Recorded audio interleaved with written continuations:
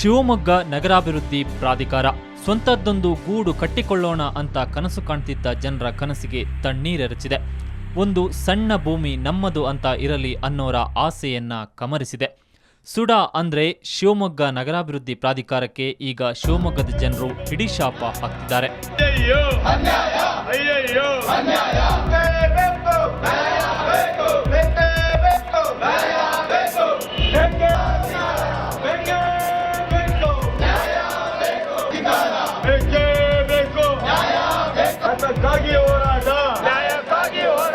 ಕಾನೂನಂತೆ ಕಾನೂನು,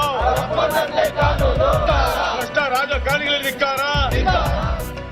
2011ರಲ್ಲಿ ಶಿವಮೊಗ್ಗ ನಗರಾಭಿವೃದ್ಧಿ ಪ್ರಾಧಿಕಾರದ ಮಲ್ಲಿಗೇನಹಳ್ಳಿ ಪರಿಧಿಯಲ್ಲಿ ಭಾರೀ ಹಗರಣವೊಂದು ನಡೆದಿದೆ. ಶಿವಮೊಗ್ಗ ನಗರಾಭಿವೃದ್ಧಿ ಪ್ರಾಧಿಕಾರದ ಅಡಿಯಲ್ಲಿ ಬರೋ ಅಟಲ್ ಬಿಹಾರಿ ವಾಜಪೇಯಿ ಬಡಾವಣೆ ನಿವೇಶನ ಹಂಚಿಕೆಯಲ್ಲಿ ಅಕ್ರಮಗಳ ಸರಮಾಲೆಯೇ ನಡೆದಿದೆ. ನಿವೇಶನ ಹಂಚಿಕೆದಾರರ ಸಮಿತಿ ಕಾನೂನನ್ನ ಗಾಳಿಗೆ ತೂರಿ ನಿವೇಶನವನ್ನ ಬೇಕಾಬಿಟ್ಟಿ ಹಂಚಿಕೆ ಮಾಡಿದೆ.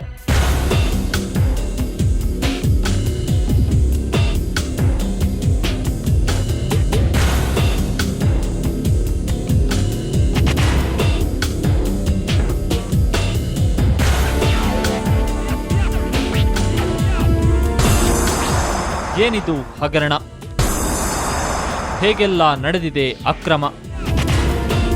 ನಿವೇಶನ ಹಂಚಿಕೆಯಲ್ಲಿ ಏನೆಲ್ಲ ಅಕ್ರಮಗಳು ಸಾಧ್ಯವೋ ಅಷ್ಟೆಲ್ಲ ಅಕ್ರಮಗಳನ್ನು ಎಸಗಲಾಗಿದೆ. ಕಾನೂನುಗಳಿರೋದೇ ಮುರಿಯೋದಕ್ಕೆ ಅನ್ನೋ ನೀತಿ ಅನುಸರಿಸಿರೋ ಹಾಗಿದೆ. 1800 ನಿವೇಶನಗಳುಳ್ಳ ಅಟಲ್ ಬಿಹಾರಿ ವಾಜಪೇಯಿ ಬಡಾವಣೆಯನ್ನ ಸಾರ್ವಜನಿಕರಿಗೆ ಹಂಚಿಕೆ ಮಾಡೋಕೆ ಅಂತಾನೆ ಶಿವಮೊಗ್ಗ ನಗರಾಭಿವೃದ್ಧಿ ಪ್ರಾಧಿಕಾರ 5 ಜನರ ಸಮಿತಿಯೊಂದನ್ನು ರಚಿಸಿತ್ತು. ನಿವೇಶನ ಹಂಚಿಕೆ ಸಮಿತಿಯಲ್ಲಿ ನಗರಾಭಿವೃದ್ಧಿ ಪ್ರಾಧಿಕಾರದ ಅಧ್ಯಕ್ಷರಾಗಿದ್ದ ಎಸ್ ಜ್ಞಾನೇಶ್ವರ್, ಬಿಕೆ ಶ್ರೀನಾಥ್, ಶಿವಮೊಗ್ಗ ನಗರಸಭೆ ಆಯುಕ್ತರಾದ ಜಯಣ್ಣ, ಕಾರ್ಯಪಾಲಕ ಅಭಿಯಂತರ ಜಿಎನ್ ಸುರೇಂದ್ರ, ಕರ್ನಾಟಕ ನಗರ ನೀರು ಸರಬರಾಜು ಮತ್ತು ಒಳಚರಂಡಿ ಮಂಡಳಿ ಸದಾಶಿವಪ್ಪ ಇದ್ದರು.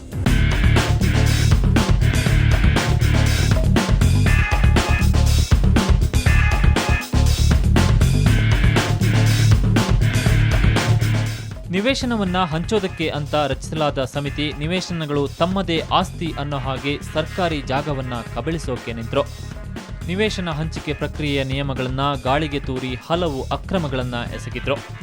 ಅಧಿಕಾರ ದುರ್ಬಳಕೆ ಮಾಡಿ ಬಡ ಜನರಿಗೆ ಸಿಗಬೇಕಾದ ನಿವೇಶನಗಳನ್ನ ಸ್ವಂತ ಲಾಭಕ್ಕೆ ಬಳಸಿಕೊಂಡ್ರು. ನಿವೇಶನ ಹಂಚಿಕೆಯ ಪ್ರತಿಯೊಂದು ಪ್ರಕ್ರಿಯೆಯಲ್ಲೂ ಸೂಡಾ ತನ್ನದೇ ನಿಯಮಗಳನ್ನ ಉಲ್ಲಂಘಿಸಿದೆ. 1800 ನಿವೇಶನಗಳ ಪೈಕಿ 250 ನಿವೇಶನಗಳನ್ನ ಕಾರ್ನರ್ ಸೈಟ್ಗಳನ್ನಾಗಿ ಗುರುತಿಸಲಾಗಿತ್ತು. 1551 ನಿವೇಶನಗಳನ್ನ ವಾಸದ ನಿವೇಶನಗಳಾಗಿ ಗುರುತಿಸಲಾಗಿತ್ತು. ಇದರಲ್ಲಿ 60-40ರ ಅನುಪಾತದಲ್ಲಿ ಲೇಔಟ್ ನಿರ್ಮಾಣಕ್ಕೆ ಭೂಮಿ ಕೊಟ್ಟ ಭೂಮಾಲೀಕರಿಗೆ 217 ನಿವೇಶನಗಳನ್ನ ಕೊಡಬೇಕು ಅಂತ ನಿರ್ಧರಿಸಲಾಯಿತು. ಅಲ್ಲದೆ ವೀರಪ್ಪನ್ ಕಾರ್ಯಾಚರಣೆಯಲ್ಲಿ ಪಾಲ್ಗೊಂಡವರಿಗೆ ಇಲ್ಲಿನ ನಿವೇಶನಗಳ ಪೈಕಿ 19 ನಿವೇಶನಗಳನ್ನ ಸರ್ಕಾರವೇ ನಿಗದಿಪಡಿಸಿತ್ತು. ಇವನ್ನೆಲ್ಲ ಹೊರತುಪಡಿಸಿ ಉಳಿದ 1163 ನಿವೇಶನಗಳನ್ನು ಹಂಚಿಕೆ ಮಾಡೋದಕ್ಕೆ 5 ಸಮಿತಿಯನ್ನ ರಚಿಸಲಾಯಿತು. ಆದರೆ ಸರ್ಕಾರ ರಚಿಸಿದ ಸಮಿತಿಯಲ್ಲಿ ಕಾನೂನಿನ ಸ್ಪಷ್ಟ ಉಲ್ಲಂಘನೆಯಾಗಿತ್ತು. ಈ ಬಗ್ಗೆ ಸಮಗ್ರ ತನಿಖೆ ನಡೆಸಬೇಕು ಅಂತ ಸ್ಟೀಫನ್ ಬ್ರೂಸ್ ಆರೋಪಿಸಿದ್ರು. ಈ ಬಗ್ಗೆ ಸುವರ್ಣ ನ್ಯೂಸ್ ಕೂಡ ವರದಿ ಪ್ರಸಾರ ಮಾಡಿತ್ತು.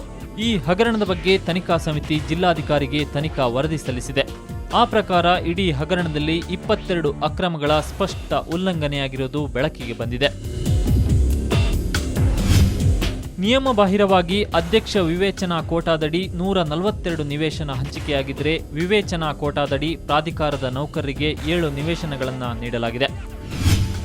ಪತಿ ಪತ್ನಿ ಇಬ್ಬರಿಗೂ 32 ಸೈಟ್ಗಳು ನೀಡಲಾಗಿದ್ದರೆ ಪತಿ ಪತ್ನಿ ಅಥವಾ ತಂದೆ ತಾಯಿ ಹೆಸರಿನಲ್ಲಿ ಸ್ವಂತ ನಿವೇಶನ ಮನೆ ಹೊಂದಿದ್ದವರಿಗೂ ನಿವೇಶನ ಹಂಚಿಕೆ ಮಾಡಲಾಗಿದ್ದು 17 ಸೈಟ್ಗಳು ವಿತರಣೆಯಾಗಿವೆ. ಈ ಹಿಂದೆ ಪ್ರಾಧಿಕಾರದ ಬಡಾವಣೆಗಳಲ್ಲಿ ನಿವೇಶನ ಪಡೆದವರಿಗೂ 7 ನಿವೇಶನ ಹಾಗೂ ಕೆಎಚ್ಪಿಯಿಂದ ಅರ್ಜಿದಾರರಿಗೆ ಅಥವಾ ಪತ್ನಿಗೆ ಅಥವಾ ತಂದೆಗೆ 5 ನಿವೇಶನ ನೀಡಲಾಗಿದೆ. ಈಗಾಗಲೇ ಸೂಡಾ ವ್ಯಾಪ್ತಿಯಲ್ಲಿ ನಿವೇಶನ ಅಥವಾ ಮನೆ ಹಂಚಿಕೆ ಪಡೆದವರಿಗೂ 32 ನಿವೇಶನ ಕೊಡಲಾಗಿದೆ.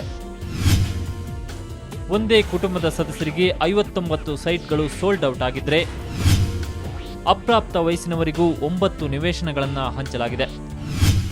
ರಾಜ್ಯ ಸರ್ಕಾರಿ ನೌಕರರಲ್ಲದವರಿಗೆ 7, ಕೇಂದ್ರ ಸರ್ಕಾರಿ ನೌಕರರಲ್ಲದವರಿಗೆ ಕೇಂದ್ರ ಸರ್ಕಾರಿ ನೌಕರರ ಪ್ರವರ್ಗದಡಿ 8 ನಿವೇಶನ ನೀಡಲಾಗಿದೆ. ಪ್ರಾರಂಭಿಕ ಖಾತ್ರಿ ಠೇವಣಿಯನ್ನು ನಿವೇಶನದ ಮೌಲ್ಯಕ್ಕನುಗುಣವಾಗಿ ಪಾವತಿಸದೇ ಇರುವಂತಹ 105 ಸೈಟ್ಗಳು ಸೇಲ್ ಆಗಿವೆ. ಪ್ರಯತ್ನ ಸಂಖ್ಯೆಯನ್ನು ತಪ್ಪಾಗಿ ನಮೂದಿಸಿ ಹಂಚಿಕೆಯಾದ ನಿವೇಶನಗಳು 27. ಮಾಜಿ ಸೈನಿಕರ ಕೋಟಾದಡಿ ಹಾಲಿ ಸೈನಿಕರಿಗೆ 27 ನಿವೇಶನ. ವಾಸದ ದೃಢೀಕರಣ ಪತ್ರ ಇಲ್ಲದವರಿಗೂ 218 ನಿವೇಶನ. ಜಾತಿ ದೃಢೀಕರಣ ಪತ್ರ ಇಲ್ಲದವರಿಗೆ 10 ನಿವೇಶನ ನೀಡಲಾಗಿದೆ. ಉದ್ಯೋಗ ದೃಢೀಕರಣ ಪತ್ರ ಇಲ್ಲದವರಿಗೂ 7, ಆದಾಯ ದೃಢೀಕರಣ ಪತ್ರ ಇಲ್ಲದವರಿಗೂ 24, ಅಂಗವಿಕಲ ದೃಢೀಕರಣ ಪತ್ರ ಇಲ್ಲದವರಿಗೆ 6 ನಿವೇಶನ ಹಂಚಿದ್ದಾರೆ.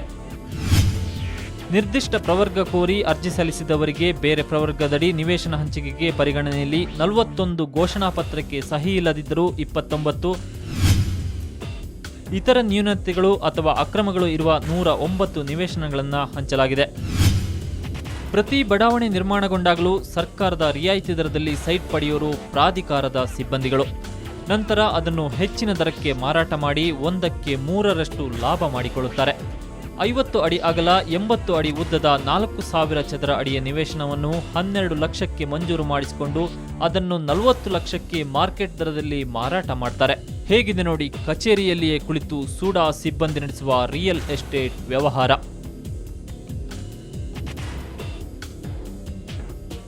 ಪ್ರಾಥಮಿಕ ಹಾಗೂ ಪ್ರೌಢ ಶಿಕ್ಷಣ ಸಚಿವ ಕಿಮ್ಮನೆ ರತ್ನಾಕರ್ ಅವರ ಹತ್ತಿರದ ಸಂಬಂಧಿ ಹಾಗೂ ಪ್ರಸ್ತುತ ಬೆಂಗಳೂರಿನ ಶಿಕ್ಷಣ ಇಲಾಖೆ ಆಯುಕ್ತರ ಕಚೇರಿಯಲ್ಲಿನ ಆಯಕಟ್ಟಿನ ಹುದ್ದೆಯಲ್ಲಿರುವ ಕಮಲಾಕರ್ ಕೂಡ ಈ ಅಕ್ರಮದ ಪಾಲುದಾರರು.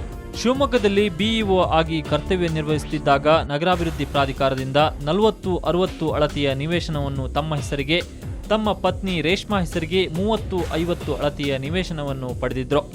ಮೊದಲ ಪ್ರಯತ್ನದಲ್ಲಿಯೇ 2 ನಿವೇಶನಗಳನ್ನು 16/5/2011 ಮಂಜೂರು ಮಾಡಿಸಿಕೊಂಡಿದ್ರು. ಒಂದು ಕುಟುಂಬಕ್ಕೆ ಒಂದೇ ನಿವೇಶನ, 3-4 ಬಾರಿ ನಿವೇಶನಕ್ಕಾಗಿ ಅರ್ಜಿ ಸಲ್ಲಿಸಿದವರಿಗೆ ಜ್ಯೇಷ್ಠತೆಯ ಆಧಾರದ ಮೇಲೆ ಮಂಜೂರು ಮಾಡಬೇಕು ಎಂಬ ಕಾನೂನು ಗಾಳಿಗೆ ತೂರಿ ಮಂಜೂರು ಮಾಡಿಸಿಕೊಳ್ಳಲಾಗಿತ್ತು.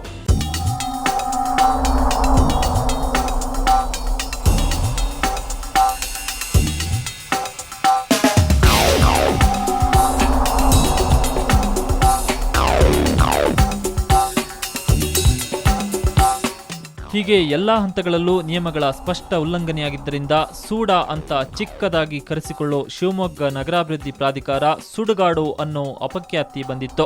ಈ ಅಕ್ರಮವನ್ನು ವಿರೋಧಿಸಿ ಸ್ಥಳೀಯರು ಪ್ರತಿಭಟನೆ ನಡೆಸಿದ್ರು. ಆ ಹಿನ್ನೆಲೆಯಲ್ಲಿ ತನಿಖಾ ಸಮಿತಿ ರಚಿಸಲಾಗಿತ್ತು. ನಿವೃತ್ತ ನ್ಯಾಯಾಧೀಶ ಡಿಎಸ್ ರವೀಂದ್ರನ್ ನೇತೃತ್ವದ ತ್ರಿಸದಸ್ಯ ಸಮಿತಿ ತನಿಖೆ ನಡೆಸಿ 400 ಪುಟಗಳ ವರದಿಯನ್ನ ಜಿಲ್ಲಾಧಿಕಾರಿಗೆ ಸಲ್ಲಿಸಿದೆ. ಅಲ್ಲದೆ ಈ ನಿವೇಶನ ಹಂಚಿಕೆ ಪ್ರಕ್ರಿಯೆಯಲ್ಲಿ 50%ಕ್ಕೂ ಹೆಚ್ಚು ನಿವೇಶನಗಳನ್ನು ಅಕ್ರಮವಾಗಿ ಹಂಚಲಾಗಿದೆ ಅನ್ನೋ ಅಂಶವನ್ನ ಉಲ್ಲೇಖಿಸಿದೆ.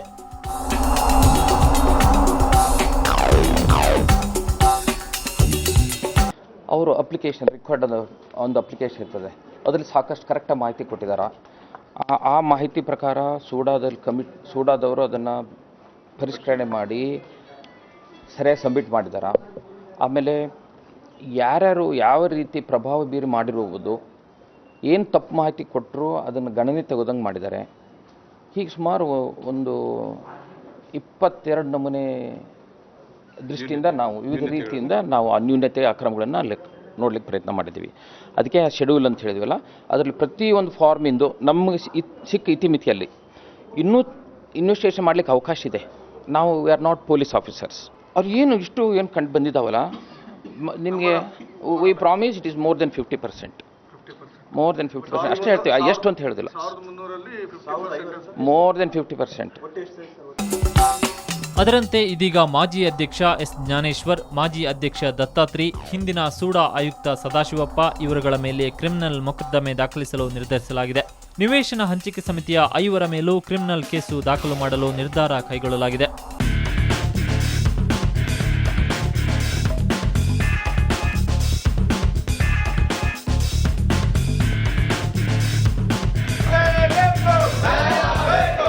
ಈ ಹಿಂದೆ ಸುವರ್ಣ ನ್ಯೂಸ್ ಈ ಹಗರಣವನ್ನ ಬಯಲಿಗೆಳೆದಿತ್ತು. ಸುವರ್ಣ ನ್ಯೂಸ್ ವರದಿಯಿಂದ ಶಿವಮೊಗ್ಗ ನಾಗರಿಕರು ತಪ್ಪಿತಸ್ಥರ ವಿರುದ್ಧ ಪ್ರತಿಭಟನೆ ನಡೆಸಿದ್ರು. ಹಾಗಾಗಿ ಪ್ರಕರಣದ ಬಗ್ಗೆ ತನಿಖೆ ನಡೆಸೋದಕ್ಕೆ ಒತ್ತಾಯಿಸಿದ್ರು. ತಪ್ಪಿತಸ್ಥರ ವಿರುದ್ಧ ಕಾನೂನು ಕ್ರಮ ಕೈಗೊಳ್ಳಬೇಕು ಅನ್ನೋದೇ ನಮ್ಮ ಆಗ್ರಹ ಕೂಡ.